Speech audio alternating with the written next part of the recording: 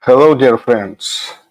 My name is Savik Schuster, and we begin the preview of today's semifinal, Netherlands-England. Probably it's the most difficult preview. Most difficult preview because I'm just going to tell you a few a few statistical things. Netherlands scored 9 goals. England scored 5 goals. Netherlands had 5 goals against. England had 3 goals against. Netherlands had, in those 5 games, 20 shots on target out of 74 shots altogether. 15 shots on target had England out of 57 shots. And, too many numbers, I know, are very disturbing because nobody keeps attention.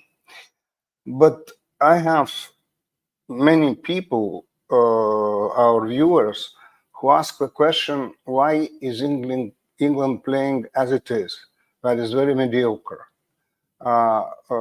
What's the reason? Is it the manager Gareth Southgate? Is it something else? Is it the tiredness of the players? And you cannot answer a question like that in a very, very short manner.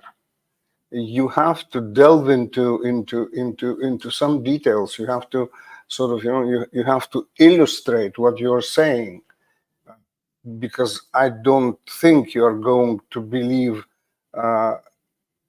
every hypothesis that I'm going to put forward to you.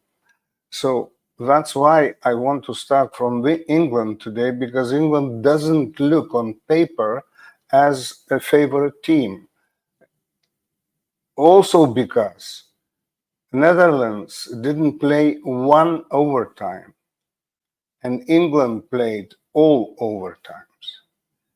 And even the game against Switzerland, England won, as you remember, on penalties.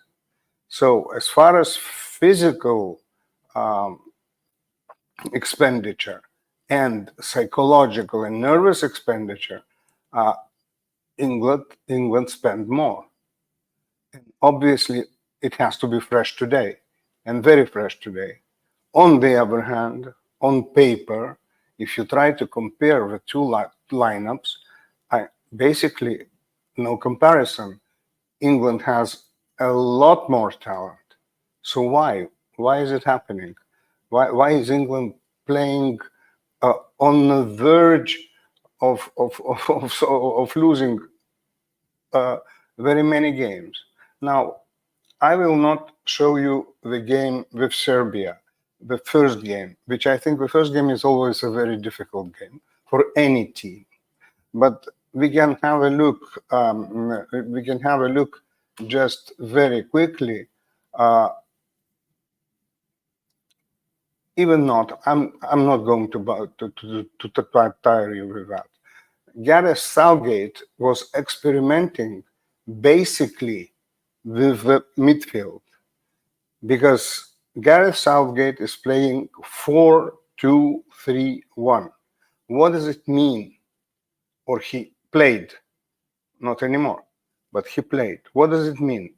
That you have 2 central defenders, which is important, 2 defenders, and you have 2 midfielders. The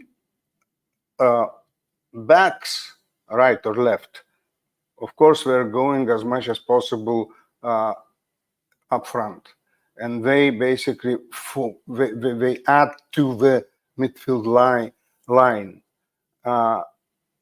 Bellingham, in theory, should be playing between the lines between midfield and Kane and Harry Kane, who is the only forward, center forward. But Saka and Foden basically should cover the flanks.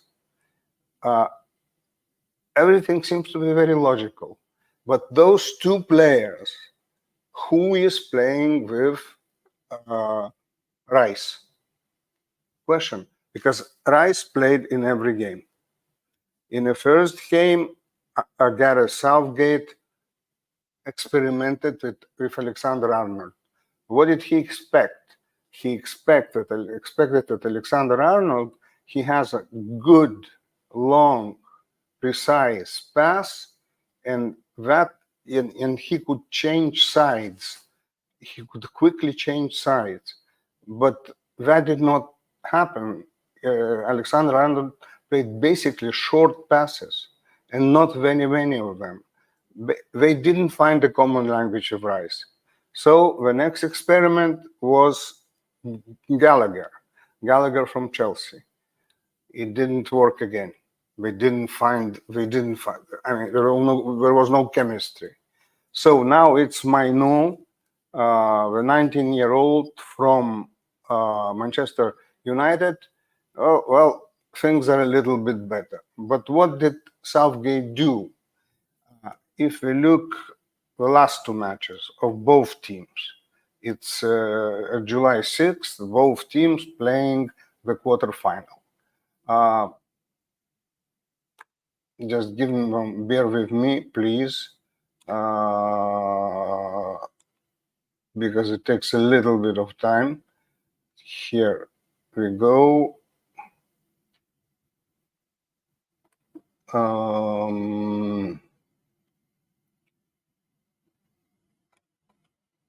No, and of course, for some mysterious reason, it happens as usual. When you need it, it doesn't work. Maybe now it will work. Let's hope. Let's hope.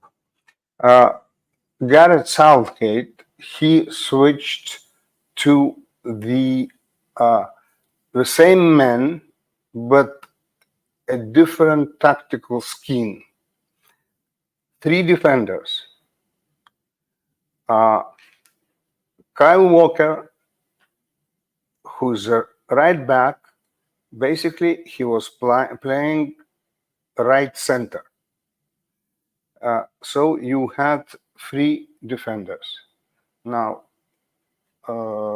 just 1 second, because I think I'm getting to it. It's here. Here, and here you can see the graphics. It's against, it's loading. It's a game against Switzerland, and don't pay attention to the Swiss formation lineup. So here you see this is England playing 3.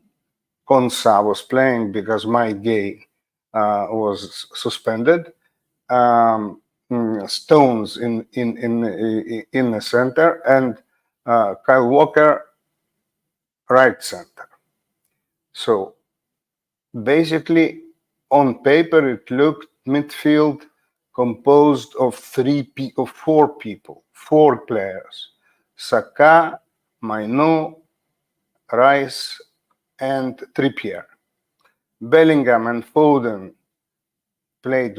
were supposed to play basically between midfield and Harry Kane. Now, the difference of this system from a previous one really didn't give any serious results. On the contrary, I mean, England, if not the goal of Saka on the 80th minute, and the goal was absolutely an individual masterpiece, so England would be out. England could be out in a game with Slovakia, where if not Bellingham's genius, absolute genius, 30 seconds before the end of a regular time, did not score that equalizing goal, England would be out. If 2 minutes after the beginning of the first additional 15 minutes, Harry Kane wouldn't have scored, left alone in the box, England, I don't know what would have happened. It may have had to leave the tournament. So I mean, this system didn't really change anything, and apparently Gareth Southgate is going to play exactly the same way against the Dutch.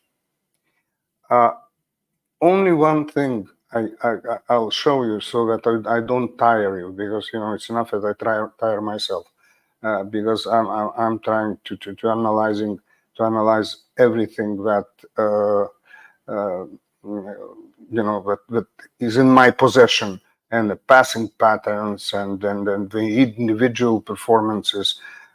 So believe me, certain things I will be telling you without proving it on picture. But here I want just to show you one thing. Here, let's cancel England and Switzerland, and just let's have a look at Harry Kane. Just at Harry Kane. Center forward. Look what's happening.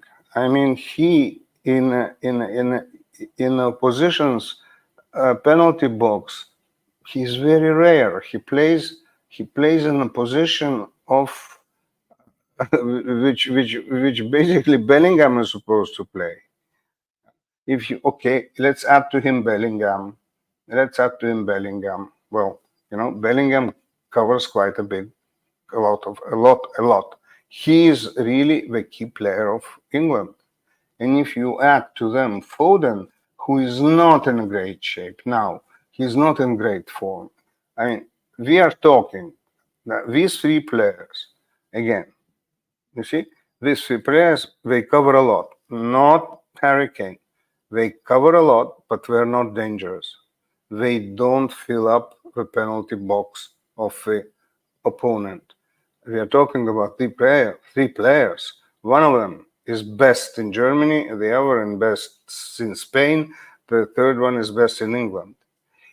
So actually, Gareth Southgate has to really think seriously about it. I understand that it's very difficult to sacrifice Harry Kane, because Harry Kane can resolve a match in 1 second. I mean, it's a guy who scored 43 goals in 42 matches, or 44 and 43 matches in Bundesliga. I mean, or in general for Bayern Munich, not only in Bundesliga. So, but something has to be sacrificed in order to strengthen the midfield, because you don't have a companion for Declan Rice, and if you do, they're very, very similar. You see, I said before the match with Slovakia that if Lobotka were to play for England, England would be in final. Imagine if Rodri played for England together with Declan Rice. So it would be a different England. But England doesn't have a player like this. It doesn't have a player like this. But it has players in very good form. We've seen Graham. He's in very good form. It's not enough, to take 4-2-3-1, make of it 3-4-3 or 3-4-2-1 with exactly the same faces, and apparently things are going to change. No, it will not happen like that. It will not happen like that. If you feel as a manager, you work with them every day, and if you feel that people, after such a difficult and long season, have lost their form, they're not at maximum, But there are other people who are at maximum. It's better to play with other people who are at maximum because they'll give you more. What England lacks, and it's evident to everybody, and you can see it, it's intensity and speed. To get intensity and speed, you have to have numerical superiority in midfield, one. You have to build up from low, starting from a goalkeeper, no long balls. You have to have a very high backline, high, so it blocks the opponent in the area of the midfield. It's risky, very risky, but if you want to be quick and if you want to be intense, you have to risk, no other choice. And you have to have a high pressing, that is a collective high pressing. The moment you don't let your opponent easily leave its midfield. So that means it's box, then it's defensive area, and then the midfield. You have to apply a high pressing. So all the attacking players have to go into the pressing. And you have to try and regain the ball very quickly after you lose it. Those are key factors. And you need players who are able to do that. And players who are of lower class, but in better physical shape, and they're still national team players, they have to perform this. If they don't perform this, they're not going to win matches. And on the same day, say now we'll look at Netherlands. Netherlands here, they'll probably also play more or less the same formation. Now here we have, they'll play 4 in the back as we usually do. Ronald Koeman is sort of, he's not the word conservative, which is not applicable to him, but he likes to choose the team and to play with that team and really sort of install his footballing values into them. So his views, how the team should play. I'm not that sure that Gareth Southgate exactly knows how he wants England to play. I'm not sure about it at all. But Ronald Koeman certainly does. Absolutely certainly. So Ake on the left, the Manchester City player, is coming back. And as Pep Guardiola said, he's a fantastically versatile player. He's a player who, in defense, covers very well the far post. We see here the far post. If a corner is from here, so the far post is this. I mean, the near port is this. That you understand. He covers very well, and he is very good in transition. He helps attack a lot, and he hasn't played last. He was substituted. He had a slight injury, so now he's back, and that's very important. Well, Van Dijk, we know Van Dijk is captain of Holland and skipper of Liverpool. As far as De Vries is concerned, he is having his Indian summer, as they say, because he's playing wonderfully well in this tournament, and we have Dumfries. Now, okay, Schouten and Reinders, he has no choice. He's lost before Coman. He's lost before the tournament. Very important midfielders, De Jong and Koopmeiners. But these two, they play all the time. And Javi Simons is actually he's a wing player, but that again, he doesn't have another kind of a player who could play between the lines, between the attack and midfield. So in a center. So Javi Simons, he is not, he's not great, but he's efficient enough. And Gakpo from Liverpool and Depay are playing in attack. The biggest question is this guy. This guy. It's there is in Dutch press. Everybody talks about him because nobody likes him. It's Steven Bergwijn. He plays in Ajax. Now, if you want to have a look, if you just we'll go back to the heat map for a second. Sorry, again, I'm going to bother you with tactical. And you get Netherlands and you get Turkey away, and you take Bergwijn.